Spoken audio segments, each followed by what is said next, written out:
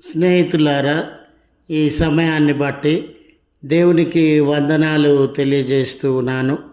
ప్రేమపూర్వకముగా మిమ్మల్ని అందరినీ వాక్య ధ్యానంలోనికి ఆహ్వానిస్తూ ఉన్నాను. సాత్వికముతో అంగీకరించండి. స్నేహితులారా, మన జీవితంలో ఎన్నో సంగతులను మనము అంగీకరించేటటువంటి వారంగా, ఎన్నో సంగతులను తిరస్కరించేటటువంటి వారంగా ఉంటాం.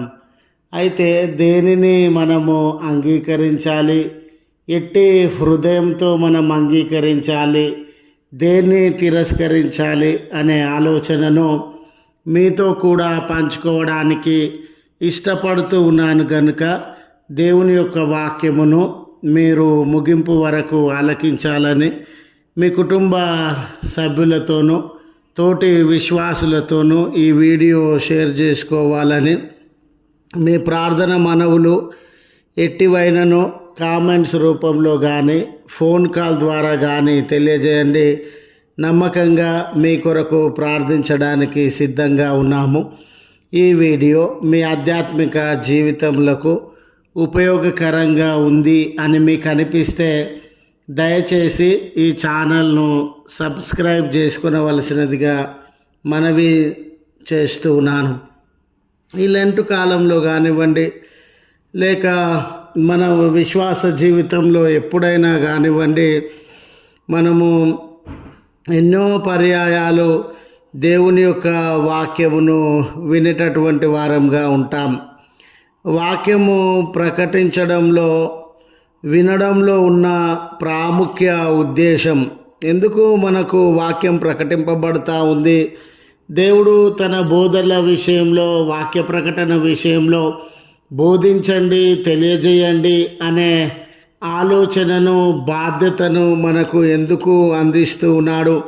మనలో కొంతమంది బోధకులుగా ఉండి ప్రతి సందర్భంలో వాక్యాన్ని ప్రకటించడంలో గల ఉద్దేశము ఏమై ఉన్నది అని మనము తలపోసినట్లయితే, మనలనందరినీ పశ్చాత్తాపంలోనికి, పాపపు ఒప్పుకోలులోనికి, మారు మనసు, జీవము, సత్యములోనికి నడిపించాలన్న సదుద్దేశంతో వాక్యమును బోధించడాన్ని మనము గమనిస్తాం. ఒక విశ్వాసి యేసు ప్రభునందు విశ్వాసం ఉంచడము శ్రేష్టమైన విషయమే. యేసు ప్రభునందు ఆయన విశ్వాసం ఉంచి యేసు ప్రభువును వెంబడించి ఈ లోకమందు యేసు ప్రభు కొరకు జీవించడం అనేది చాలా శ్రేష్టమైనటువంటి విషయమే. అయితే వారి పాపములు, దోషములను వారు విడిచి పరిశుద్ధమైనటువంటి జీవితాన్ని జీవించాలి. మనలో ఎవ్వరమైనను యేసు ప్రభువు దేవుడని విశ్వసించడంలో ఏ మాత్రము గొప్పతనము ఉందో లేదో కానీ, యేసు ప్రభునందు మనము నమ్మిక ఉంచినట్లే దయ్యములు కూడా ఆయన ప్రభువని, దేవుడని నమ్మిక, విశ్వాసమును ప్రకటించేటటువంటివిగా ఉన్నవి. అయితే ఆ దయ్యములకి మనకి ఉన్న వ్యత్యాసం ఏంటనంటే, యేసు ప్రభునందు అవి విధేయత చూపడం లేదు, యేసు ప్రభు బోధలను అవి అనుసరించి నడుచుకోవడం లేదు. మనమైతే యేసు ప్రభువు దేవుడని విశ్వసించడంతో పాటు ఆయన పిలుపును ఆలకించి ఆయన చూపినటువంటి మార్గంలో నడుచుకోవాలి అనే శ్రద్ధను, ఆసక్తిని కలిగినటువంటి వారంగా ఉన్నాం. మనము విశ్వాసము ఉంచిన సందర్భంలో మన యందు ఏ పాపము, ఏ దోషము ఉండవని కాదండి. విశ్వాసుల జీవితంలో కూడా ఎన్నో బలహీనతలు, విశ్వాసుల జీవితంలో కూడా ఎన్నో పాపములు, విశ్వాసుల జీవితంలో కూడా ఎన్నో అవిధేయతలు ఉండడాన్ని మనము గమనిస్తాం. ఆధ్యాత్మిక జీవితము అనేది ఒక్క క్షణంలో, ఒక్క రోజులో పరిపక్వత సాధించేటటువంటిది కాదు. యేసు ప్రభువునందు విశ్వాసం ఉంచిన మరుక్షణమే, ఆయనను దేవుడని నమ్ముకున్న మరుక్షణమే మనమందరము ఆధ్యాత్మిక జీవితంలో ఉన్నత స్థితిలోనికి వెళ్ళినట్లు కాదండి. ఏ విశ్వాసి అయినా కూడా ఒక్క క్షణంలో ఆత్మీయంగా పరిపక్వతను సాధించలేడు. అది దినదినము సంబంధించినది, గడియకు సంబంధించినది. అతడు రోజుల తరబడి, సంవత్సరాల తరబడి ఆధ్యాత్మిక జీవితంలో కొద్దిగా అభివృద్ధి సాధించాల్సినటువంటి అవసరత ఉండింది. దినదినము పాప దోషములను, అపవిత్రతలను విడిచి ఆధ్యాత్మికంగా బలపడడానికి అతడు సాధన చేయాల్సినటువంటి అవసరత ఉండింది. చూడండి స్నేహితులారా, మరి అతడు ఆధ్యాత్మికంగా యేసు ప్రభువును విశ్వసించిన తర్వాత, మరి ఆధ్యాత్మికంగా ఒక వ్యక్తి బలపడాలనంటే, యేసు ప్రభువునందు నమ్మిక ఉంచిన తర్వాత ఒక వ్యక్తి ఆత్మీయంగా బలపడాలి అనంటే అతనికి ఎటువంటి సాధన అవసరమై ఉన్నది? అతడు దేనిని వింటే, దేని వైపు చూస్తే ఆధ్యాత్మికంగా బలపడేటటువంటి వాడుగా ఉన్నాడు అనే విషయాన్ని పరిశీలించినప్పుడు, సువార్త లేదా వాక్యము అనేది సజీవమైనటువంటిది, శక్తి కలిగినటువంటిది, పరిశుద్ధమైనటువంటిది కనుక ఒక వ్యక్తి ఆధ్యాత్మికంగా ఎదగడానికి వాక్యమే అతనికి తోడ్పడేటటువంటిదిగా ఉండింది. యేసు ప్రభునందు నమ్మిక ఉంచడంతో పాటు వాక్యాన్ని వినినప్పుడు, వాక్యాన్ని అంగీకరించి వాక్యానుసారమైన జీవితాన్ని జీవించినప్పుడే ఒక వ్యక్తి జీవితంలో పరిశుద్ధత రావడాన్ని, అతడు నాణ్యమైన విలువలతో కూడిన జీవితాన్ని జీవించడాన్ని మనము గమనించవచ్చు.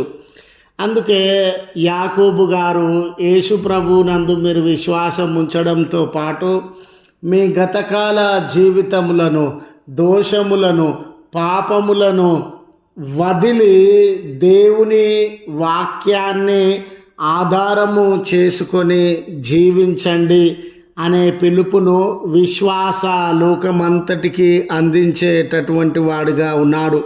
అందుకే ఆయన ఈ సువార్త యందు విధేయత కలిగి, హృదయంలో ఒప్పుకోలు కలిగిన, విధేయత కలిగిన, సాత్వికమైనటువంటి మనసు కలిగి ఉండాలని తెలియజేస్తూ ఉన్నాడు. మనలో చాలామందిమే దేవాలయానికి రావడానికి, ఆరాధనల్లో పాల్గొనడానికి, ఈ విశ్వాస సంబంధమైనటువంటి పండుగలను, ప్రత్యేక దినములను, ఈ లెంటన్ సీజన్ని అనుసరించడానికి సిద్ధపడినటువంటి వారంగా ఉంటాం. కానీ మనలో చాలామంది మీ వాక్యానికి విధేయత చూపనటువంటి వారంగా ఉంటాం.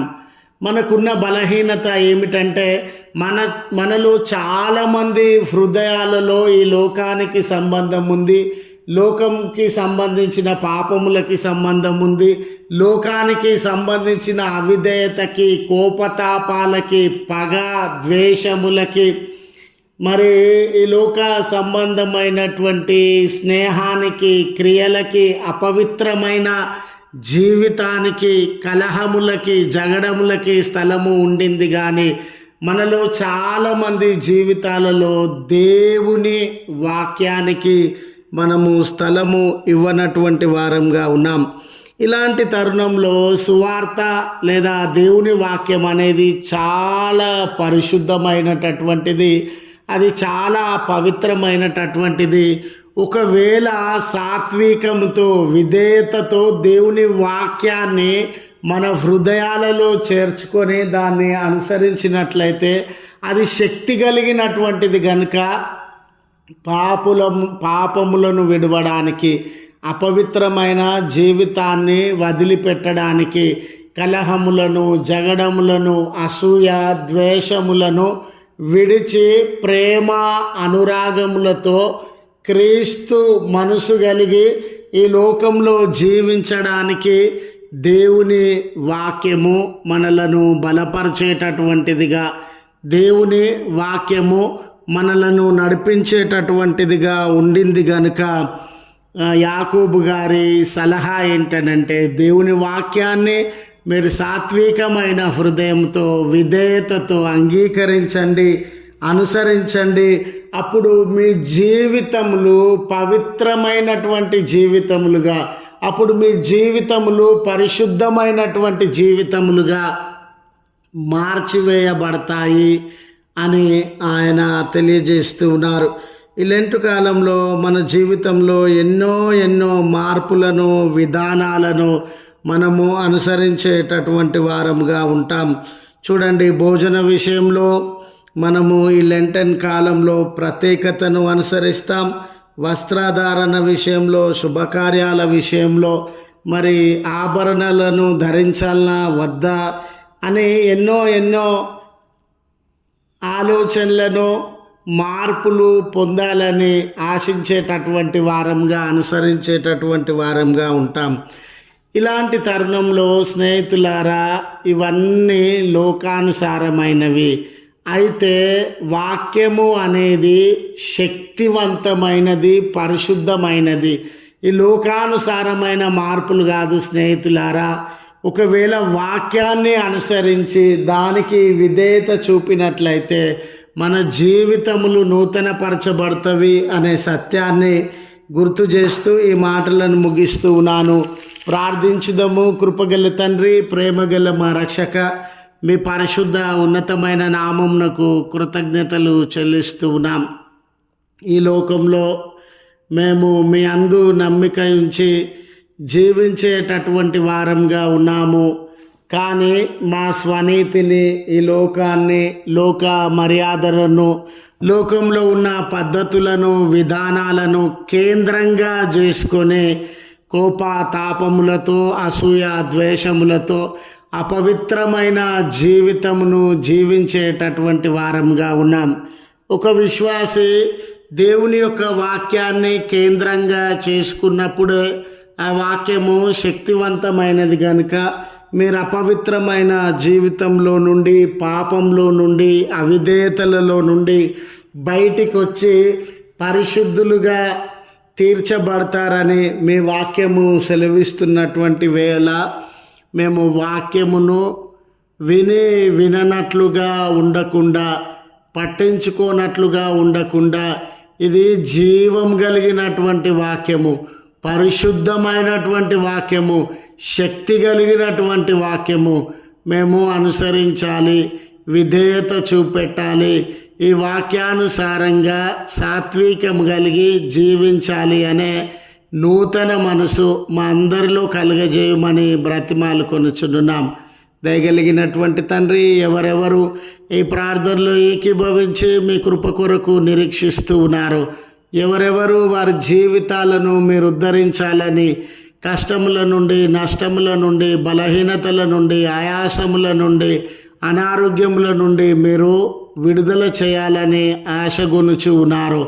వారి కష్టములను ఎరిగిన దేవుడవు, బలహీనతలను ఎరిగిన దేవుడవు, వారి ఆయాసములను ఎరిగిన దేవుడవు, వారి బంధకములను అన్నిటినీ దూరపరిచి మీ గొప్ప కార్యం, ఉన్నతమైన కార్యం వారి జీవితాలలో జరిగించుమని క్రీస్తు పేరట వేడుకొనుచు ఉన్నాము తండ్రి. ఆమెన్.